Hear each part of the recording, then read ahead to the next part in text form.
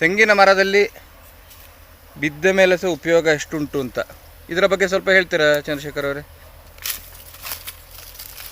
ಯಾವುದೇ ತೆಂಗಿನ ಮರ ಈ ರೀತಿ 10 ಜೀವಿಗಳಿಗೆ ಆವಾಸ ಆಗ್ತದೆ. ಅದು ಸತ್ತ ಮೇಲೆ 10 ವರ್ಷಗಳ ಕಾಲ ಅಂತ. ಬೇರೆ ಬೇರೆ ರೀತಿಯ ಹಕ್ಕಿಗಳಿಗೆ, ಅಳಿಲಿಗೆ, ಇಲಿಗೆ, ಹೆಗ್ಗಣ, ಆಮೇಲೆ ಕಾಡುಬೆಕ್ಕು, ಹೀಗೆಲ್ಲ. ಜೇನಿಗೆ ತುಂಬ ವಿಶೇಷ. ಇದು ಮರದ ಮೇಲೂ ಆಗ್ಬೋದು, ಈಗ ಬಿದ್ದ ಮೇಲೇನೂ ಸಹ ಇಲ್ಲಿ ಆಗಿದೆ.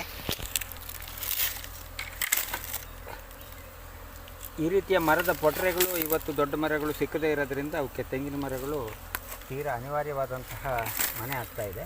ಇದನ್ನು ನಾವು ಪೆಟ್ಟಿಗೆ ಸೇರಿಸುವಾಗ ಇಲ್ಲಿ ನೋಡಿ, ಇದೆಲ್ಲ ರಾಣಿ ಮೊಟ್ಟೆಗಳು. ಯಾವುದು? ಇಲ್ಲಿ ದೊಡ್ಡಕ್ಕಿದೆ, ಅದೆಲ್ಲ ಒಡೆದು ಪಾಲಾಗಿ ಹೋಗಿರ್ಬೋದು.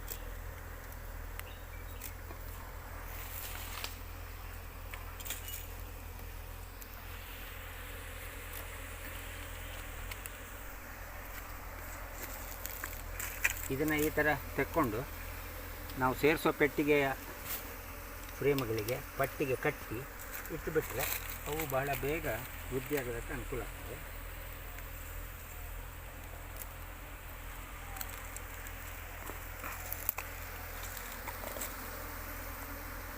ಇಲ್ಲಿ ತುಂಬ ವಿಶೇಷವಾದಂತಹ ಒಂದು ವಿಚಾರ ಏನಂದರೆ, ಅದು ಎಲ್ಲಿ ಮನೆ ಸಿಕ್ಕಿದೆಯೋ ಅದು ಅಲ್ಲಿ ಖುಷಿಯಾಗಿರಲಿಕ್ಕೆ ಅವಕ್ಕೆ ಸಾಧ್ಯ ಆಗ್ತಾಯಿದೆ. ಮನೆ ಹೀಗೆ ಇರಬೇಕು ಅಂತಿಲ್ಲ. ಹುತ್ತಾದರೂ ಆದೀತು, ಯಾವುದೇ ಮರದ ಪೊಟರೆ ಆದರೂ ಆದೀತು, ಕಸದ ಗುಡ್ಡೆ ಆದರೂ ಆದೀತು.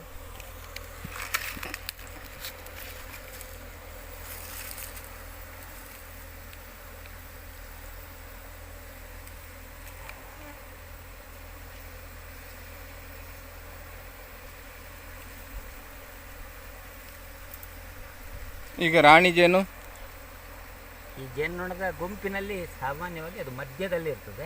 ನಾವು ಅದನ್ನು ಇದನ್ನು ಮೊದಲು ಕಟ್ಟಿಕೊಳ್ತೀವಿ. ಕಟ್ಟಿ ಪೆಟ್ಟಿಗೆಯನ್ನು ಸಿದ್ಧ ಮಾಡಿದ ಮೇಲೆ ಜೇನುನೊಣವನ್ನು ಪೆಟ್ಟಿಗೆಗೆ ಸೇರಿಸುವ ಕೆಲಸ ಮಾಡ್ತೀವಿ.